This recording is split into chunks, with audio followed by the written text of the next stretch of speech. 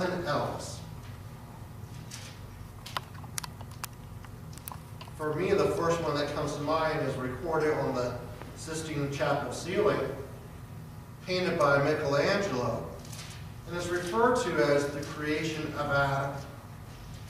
And what I'm looking at is one of those moments, if you could choose a moment, just something to see that was in the Bible, what would it be? Something along those lines.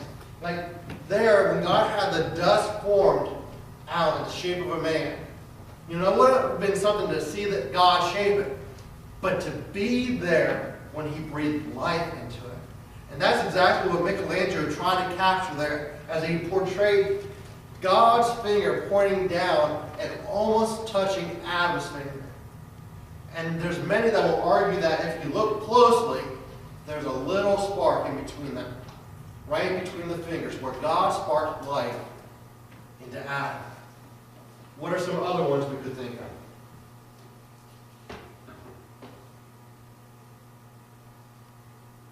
How about that second when you're standing on the outside of this big old boat that was never been designed before, and no man shuts the door? That split second when you almost hear this giant thud. The beginning of the flood. If you want to say a rearranging of the earth.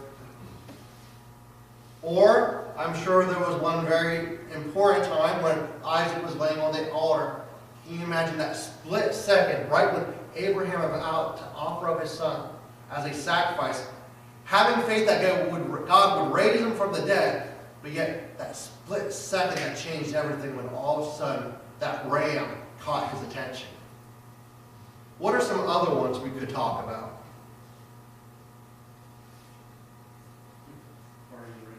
The parting of the Red Sea. There, when not Alibaba cries open sesame, but when Moses is standing there on the brink of the Red Sea, Pharaoh's army coming rushing in behind, and all of a sudden, the waters part. And they don't just part, but dry land appears. How amazing would that be? What are some other ones? Brother Peter. When Paul was in prison, their night when the prison bars just fell down and they just walked on out. Right there when perhaps you're the jailer there at midnight. You hear Paul and Silas off in the distance singing. You don't know what they're doing, but you know they're penned up. And all of a sudden there's a giant earthquake. All the doors pop open, but not all the doors. But the chains are loosened and all the prisoners are free. And there in that prison guard's mind, he has to be thinking that all these sentences all these people with their sentences, that if they escape, he's going to have to pay the punishment. Whatever that sentence was, it's now on him. Or perhaps that split second when one voice chimes through the darkness and says, "We're all here." What are some other ones?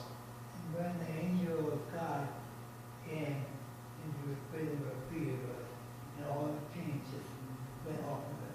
And when he was walking out, all the doors opened for him. The very first automatic opening doors, right? Yep, Stood in front of them, and they opened. yep, at their own will. What are some other ones we might think of? I mean, there are lots and lots. It doesn't really matter. I'm just getting us thinking at this point. I always imagine when the veil was rent. This was huge. This was, how we break down, I don't know all of these things, but that was huge. Just to see it rent and talk about. Can you imagine being the high priest and the priest there alongside of him? Because you got to keep in mind, this was the time of the Day of Atonement. This was the time of the evening sacrifice. And can you imagine being the high priest, and I realize this isn't in Scripture, but can you imagine if this was what was happening? Because the blood sacrifice was getting ready to be offered up. The high priest standing there with the bowl. The priests were not allowed to touch him, otherwise they would defile him. But they still had to tie that rope around his ankle in case the high priest was not pure and holy. That way, if he did fall over dead in the presence of God, they could pull him out.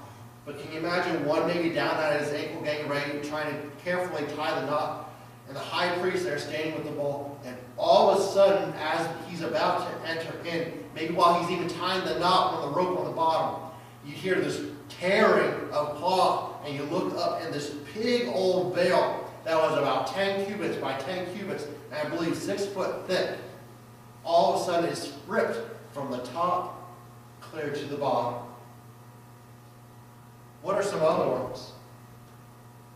The rooster crowed and Peter denied Christ.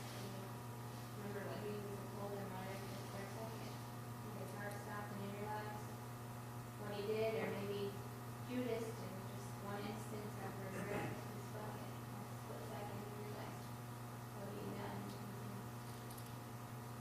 Or even maybe Judas was having those regrets as he was already hurling himself off the cliff. And those things start rolling through his mind. What are some other ones? I was thinking even about John on the Isle of Patmos. Can you imagine not only being all of a sudden in the Spirit, but I think in Revelation chapter 4 when he hears the voice as the sound of a trumpet saying, "Come up hither."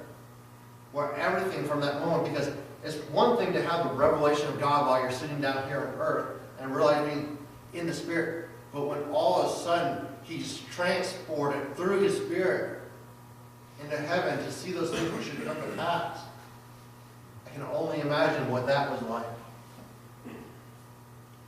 Anybody else want to throw anything out? For you, the two men that stood before the earth, from the tribulation period, and they were killed.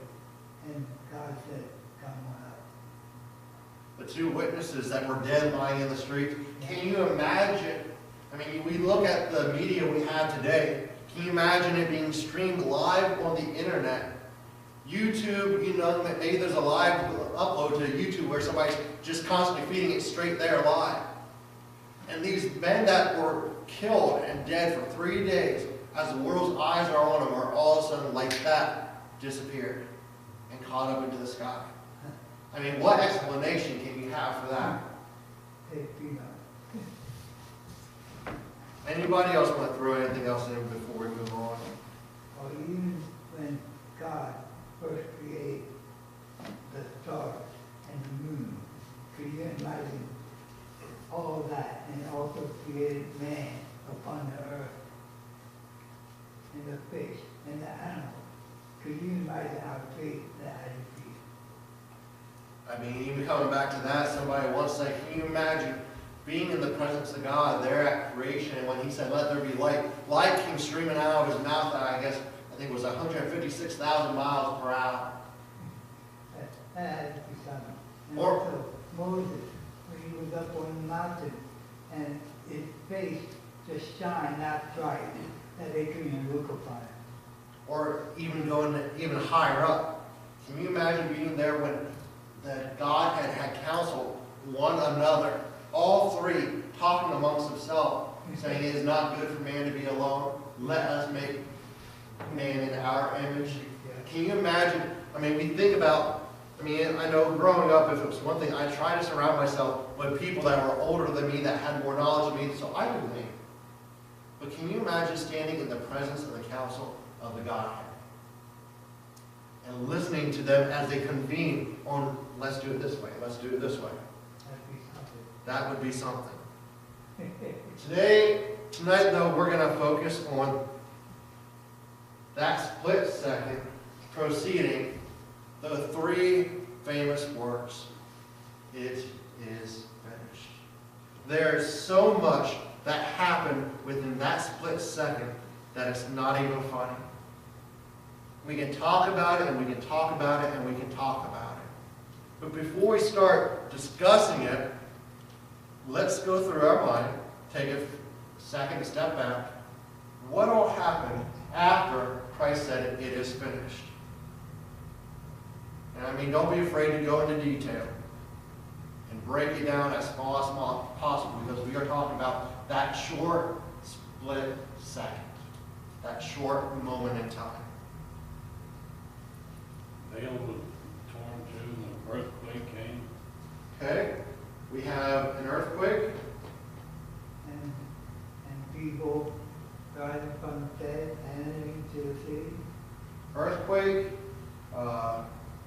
The veil. We'll talk about that a little bit, brother, but how about for the point in time we put graves open?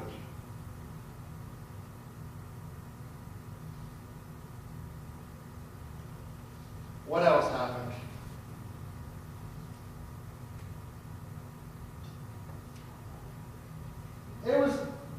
We could put it got dark. We're not really talking about that tonight. I'll put darker because really it lasted a span of 3 hours. It lasted from roughly 12 noon to 3 p.m. our time.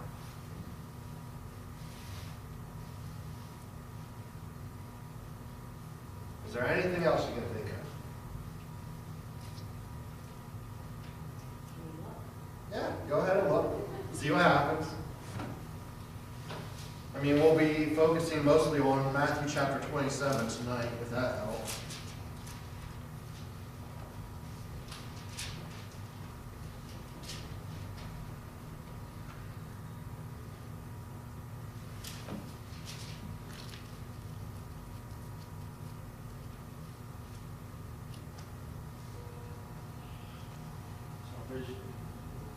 Salvation came into the world. Let's put that down as the ultimate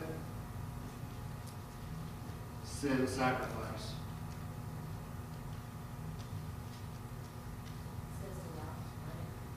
Rocks rent.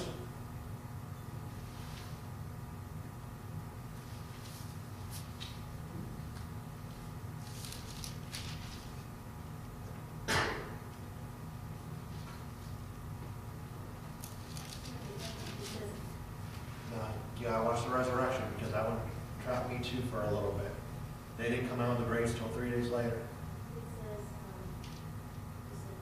the centurion, he did not know it. He realized truly this was the Son of God.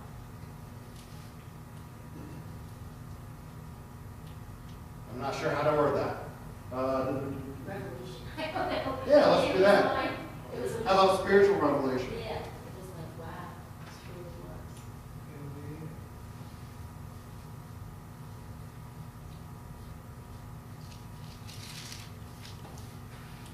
Is there anything else we're missing? Just Eric did the body. I don't know how it's No, he came a little bit later. going to do. The other one that we're missing is the big thing. Where did Christ go?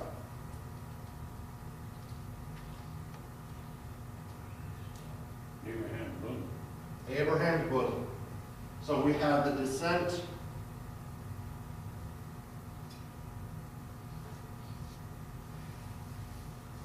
of Christ.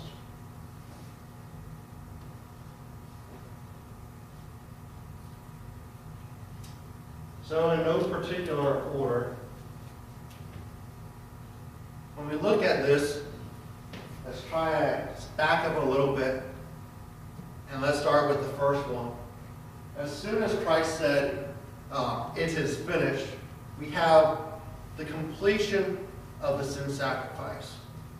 If we look back into the Old Testament, if someone would go ahead and read Romans chapter 5 and verse 12, Romans 5:12, and someone else, 1 Timothy 2:15.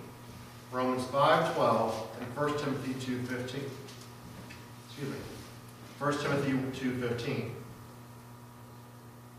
Wherefore, as by one man sin entered into the world, and death by sin, and so death passed upon all men, for that all have sinned. And what about 1 Timothy 2:15?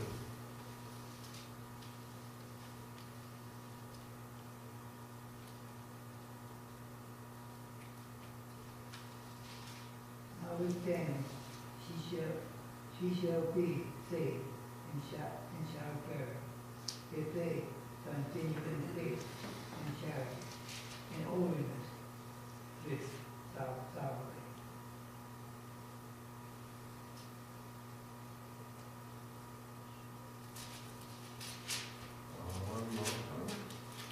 Is this not the verse I was looking?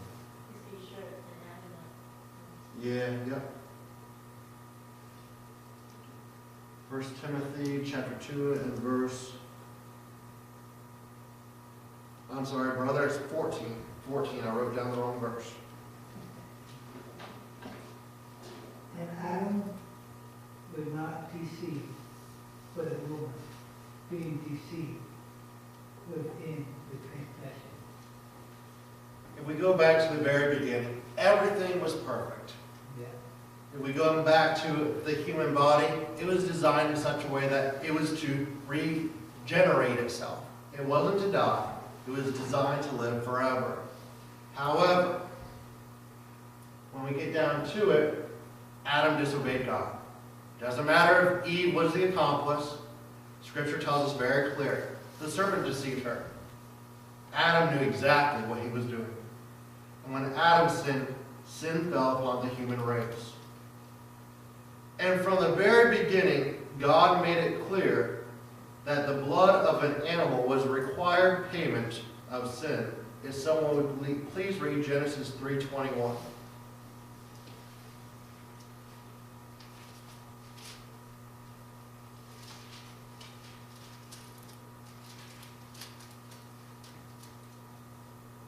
Unto Adam also and to his wife did the Lord God make coats of skin and clothe them. Is that what you wanted? Yep, that's exactly it.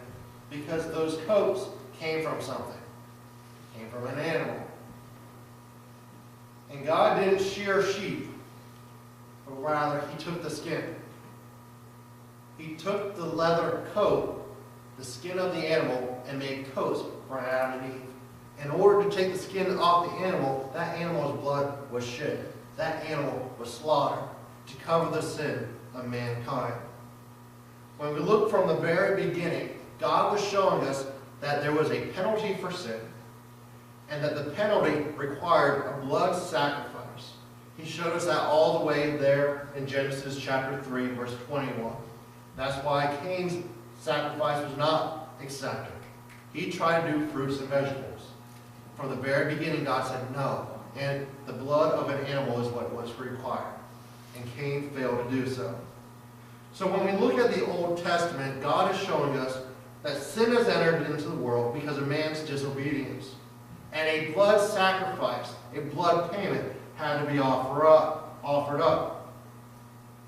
When we look at the Old Testament, He got a little bit more specific as to what animals were to be offered for sin sacrifices.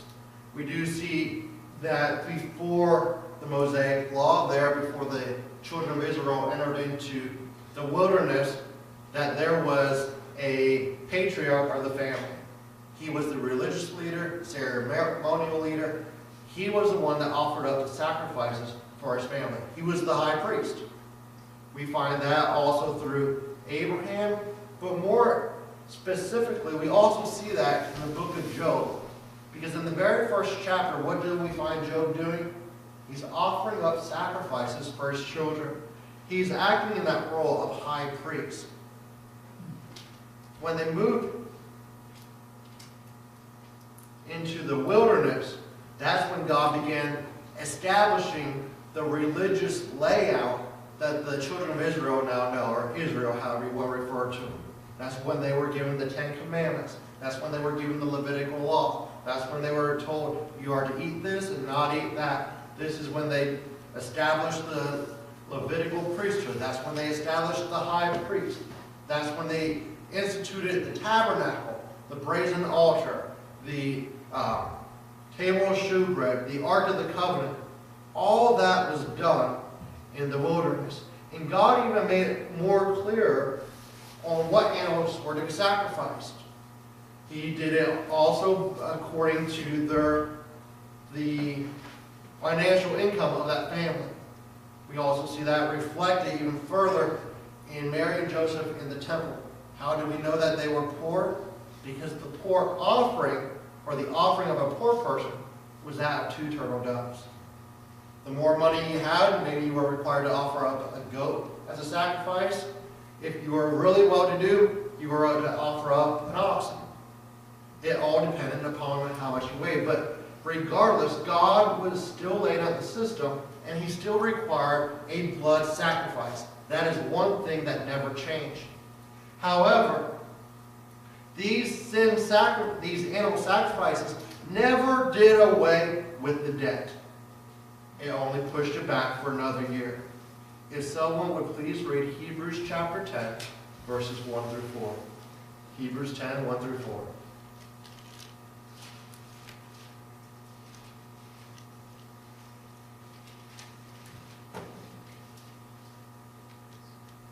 And if someone else wants to find Hebrews chapter 10, verses 6 through 12, and just hold that for a little bit, please.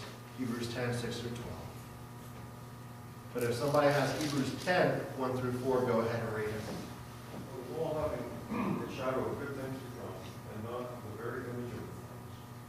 He never, with those sacrifices which they offered, year by year, continually make comers thereunto partial.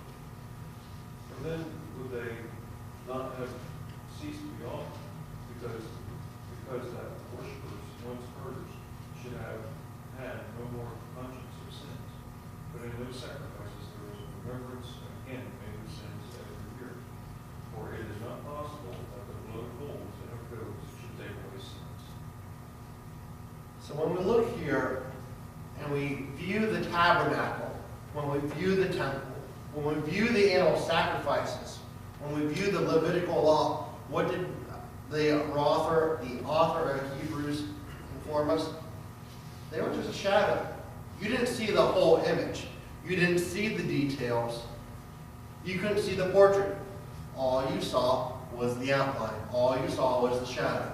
All you saw was the reflection. And they were a reflection of things which were to come. He also stated that the blood of bulls and goats did not do away with sin, but they did point us to one that should come later. There's only one sacrifice that could ever do away with sin, and that was the sinless, spotless Lamb of God. Revelation 13 and verse 8 informs us that Jesus Christ was the Lamb slain from the foundations of the world. Someone have Hebrews chapter 10, verse 6 through 12. In the burnt offerings and sacrifices for sin thou hast had no pleasure. Then said I, Lo, I come. In the volume of the book it was written of me, to do the will of God. Above when he said, Sacrifice and offering and burnt offerings, and offering for sin thou wouldest not, neither hadst take pleasure therein, which are offered by the law. Then said he, Lo, I come to do thy will of God. He taketh away the first, that he may establish the second. By the which will we are sacrificed to the offering of the body of Jesus Christ once for all. And every priest standeth daily, ministering and offering, oftentimes the same sacrifices, which can never take away sins.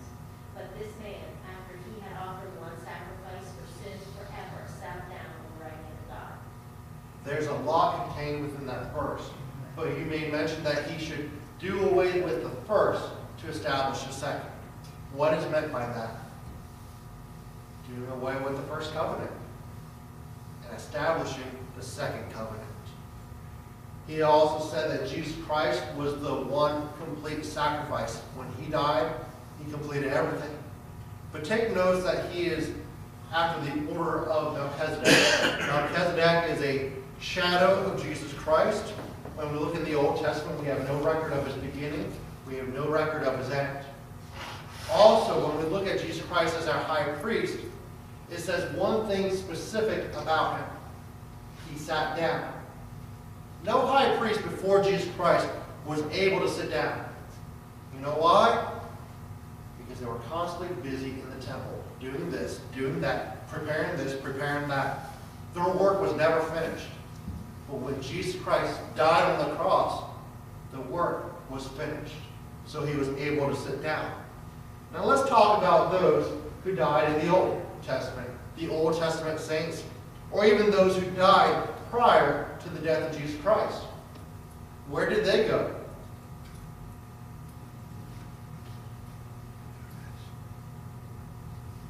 That's exactly right, Brother Dennis. They went down to paradise. And I do mean, and they went down. Before Christ died on the cross, was there an appropriate sacrifice? Was there an appropriate sacrifice to cover sin? No. Can anything sinful enter into heaven? No. They had no reason to go to hell as we think of it as the torment side. But God couldn't let them into heaven. Their sins weren't covered. They were still there. They were pushed back, and through faith, they were going to be done away with. But they were not done away with yet. So they went to a separate location down in the belly of the earth, a separate compartment of hell, known as paradise, a.k.a. Abraham's bosom. We find this in Luke chapter 16 with the rich man and Lazarus. But when Christ died on the cross, he had to do something first. If someone would please read Matthew chapter 12 and verse 40. Matthew 12 and verse 40.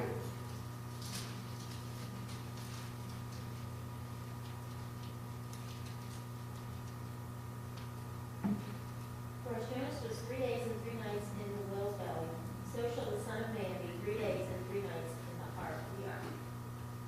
So Jesus went down to paradise for 3 days and 3 nights. Many preachers have preached over the past years that when Jesus died on the cross, that the devil and his angels had a heyday, and that they had a 3-day-long camp meeting in hell. No, that's not what happened at all. In fact, it would have been quite the opposite. Yes, the devil thought when he would have killed Christ, that was the end of him. He was done. He was out of his hair. But can you imagine being there at the crucifixion, maybe standing in the heart of the earth, or standing next to the devil, and when Jesus Christ said, "It is finished," watch the grin come right across the devil's face. But as Christ began to descend, and rapidly descend, can you imagine how quickly that changed? Hell didn't have a 3-day camp meeting. But Christ was on his way down into the center of the earth to preach to those captives that were reserved in paradise, waiting for him to die. Can you imagine being those Old Testament saints in paradise prior to the death of Jesus Christ? Perhaps there, when Lazarus was dead for 3 days, maybe he was down there telling them all about the Messiah that had come. But now, finally, the Messiah himself has descended into the center of the earth to tell you all about himself. If someone would please read 1 Peter 3:19. 1 Peter 3:19. Which also he preached unto the spirits in prison. He preached to those spirits in prison. Who are they referring to? The Old Testament saints, those who died prior to him. He went down to tell them about himself. And when we look at paradise, we know that paradise wasn't hell itself, but it was a separate portion. We take that from Luke chapter 16, and we focus on the rich man and Lazarus. And what did the rich man tell Abraham when he said about Abraham said about him coming over? Can't. There's a great gulf. And when he looked at Lazarus, we know that those in paradise were persecuted or tormented because Lazarus was resting in the bosom of Father Abraham. So it was a separate compartment, and that's where Christ went when he descended into the lower parts of the earth. And the reason that they were there and not in heaven, as we've already said, is nothing sinful can enter heaven. But it's their faith that kept them in reserve in paradise. If someone would please read Hebrews chapter 11 and verse 13. Hebrews 11:13.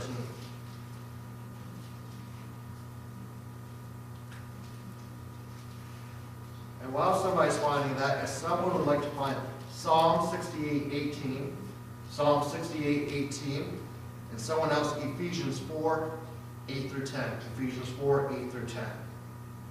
But if someone has a Hebrews 11:13 aloud. These all died in faith, not having received the promises, but having seen them afar off, and were persuaded of them, and embraced them, and confessed that they were strangers and pilgrims on the earth. if we would go back through Hebrews chapter 11